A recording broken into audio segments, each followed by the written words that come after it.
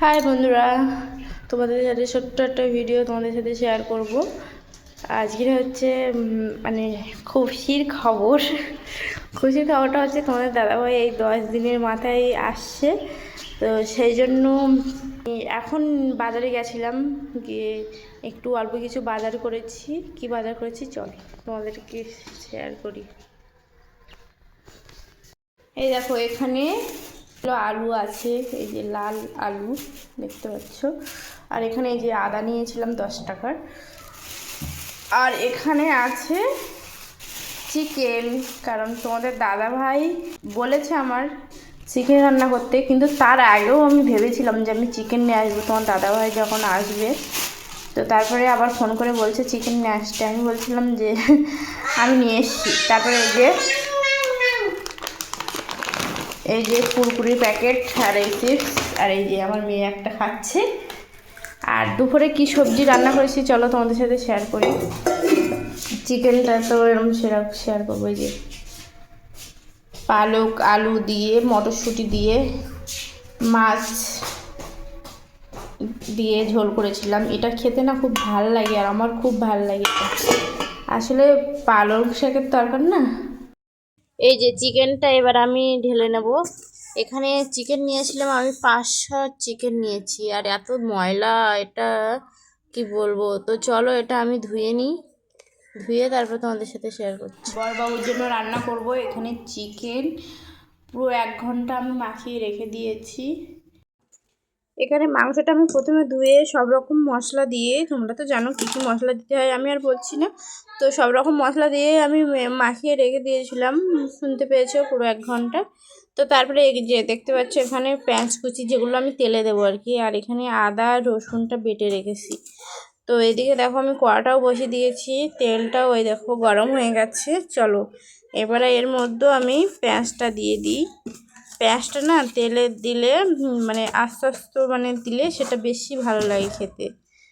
তো এটাই এইভাবে আমি ভালো করে পেঁয়াজটা আমি কষিয়ে নেব। তো বড়বাবুর জন্য খুব আশা করে আমি বানাচ্ছি, জানি না কেমন হবে খেতে। তো যাই হোক, ভালো তো হতেই হবে, অনেকদিন পর বড়বাবু আসছে, ভালো না হয় আর কোথায় যাবে। তো সেইভাবেই রান্না করছি, দেখা যাক কতদূর কী হয়। এখানে দেখতে পাচ্ছ পেঁয়াজটা আমি ভাজা ভাজা করে নিয়েছি। তারপরে পেঁয়াজ দেওয়ার পরে এখানে আদা রসুনটা যেটা থেতলে নিয়েছিলাম সেটা আমি দিয়ে দিয়েছি।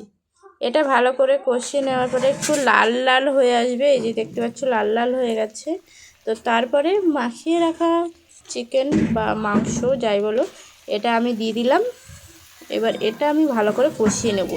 আর মাংসটা কিন্তু বেশি আমি মানে ভাজা ভাজা করবো না, আর বেশি কষা কষা করবো না, মানে যেরকম হয় কি যেটা বলে আর কি, ভাজাই বলে। তো আমরা কিন্তু বেশিরভাগই তোমাদের দাদাভাই আমার হাতে মাংস ভাজা খুবই ভালোবাসে, আর মাংস কষা যাই বলো। তো মাংস কষাও ভালো লাগে, ভাজাটাও ভীষণ ভালো লাগে। তো ভাজা যখন করি না, তখন এই যে চিকেন যেগুলো যেরকম পিস দেখতে পাচ্ছ, এর থেকে ছোটো ছোটো করি আমি।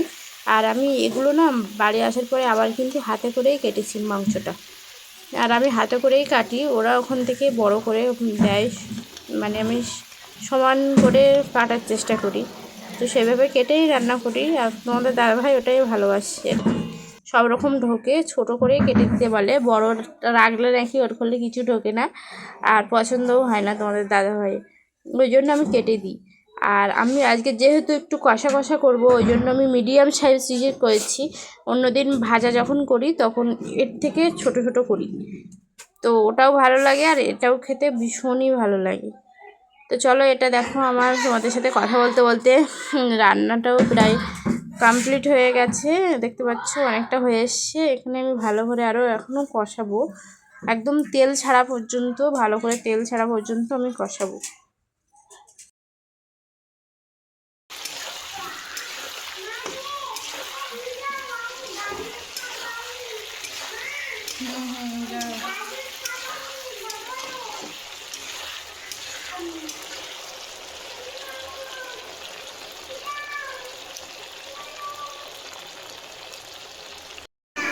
দেখো মাংস রান্না কিন্তু কমপ্লিট।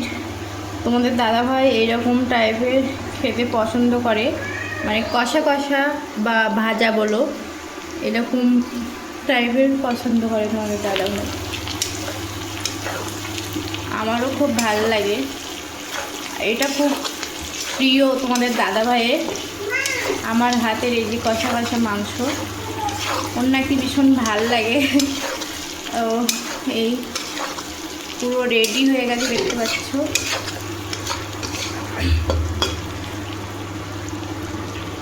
কেমন হয়েছে জানিও। গরম মশলাটা দিয়েছি, আর 1-2 মিনিট রান্না করে নিয়েই হয়ে যাবে। এই হচ্ছে মাংস রান্না কমপ্লিট। এই হচ্ছে আমার মানুর খাবার, ওকে এখন খাবিয়ে নেব, তারপর তোমাদের দাদাভাই আসলে দুজনে খাবো আমরা। এই হচ্ছে পালং শাক সেদ্ধ এটা দিয়ে, আর এই যে মাছ, আর এই যে মাংস দিয়েছি, আর এই যে ভাত দিয়েছি না, এই ভাতটাও খাবে না অত। তো যাই হোক, এই হচ্ছে আমার মানুর খাবার। তোমাদের দাদাভাই আসার আগে মাংসটা চেক করে দেখি কেমন হয়েছে। মাংস রান্না করবো আর আমি একটা খাবো না, তাই এখনো হয়। চলো তোমাদেরকে বলছি। তো চিকেনটা এবার আমি খাই দেখি। এটা কিন্তু ভীষণই গরম ছিল, পুরো গরম গরম লাভিয়েছি, দেখতে পাচ্ছ দাঁতে একটা কামড় দিতেই। তাও আবার গরম শুদ্ধ আমি নিয়েছি, দেখো ওখান থেকে এই হাওয়া, মানে হাওয়া বেরোচ্ছে, গরম হাওয়া। তো সত্যি চিকেনটা দারুণ হয়েছে খেতে। আর চিকেন কার কার ভালো লাগে অবশ্যই কমেন্টে জানিও। আমার তো ভীষণই ভালো লাগে, মানে এই চিকেন বা হাঁসের মাংস, মুরগির মাংস, এগুলো ভীষণ ভালো লাগে। কার কার ভালো লাগে অবশ্যই কমেন্টে জানিও। আর এগুলো না, হাঁসের মাংস, মুরগির মাংস খুব প্রিয়, আর এগুলো খুব মিস করছি। আর মাংস খাওয়ার সময় অবশ্যই আমার মার কথা খুব মনে পড়ে। আমার মাদের বাড়ি গেলেই এগুলো খাওয়া হয়, হাঁসের মাংস, মুরগির মাংস। বাড়িতেও খাওয়া হয়, তবে বেশিরভাগ বাড়িতে কিনে খাওয়া হয়। আর মা যেহেতু বাড়িতে পোষে, ওটার টেস্ট একটু আলাদা। এ দেখো তোমাদের দাদাভাই কিন্তু চলে এসছে রাত্রে, আর অনেক রাত্রে এসেছিলো, 12টা বেজে গেছিলো, 12টা, 12:30, 1টা বাজতে যায় আর কি।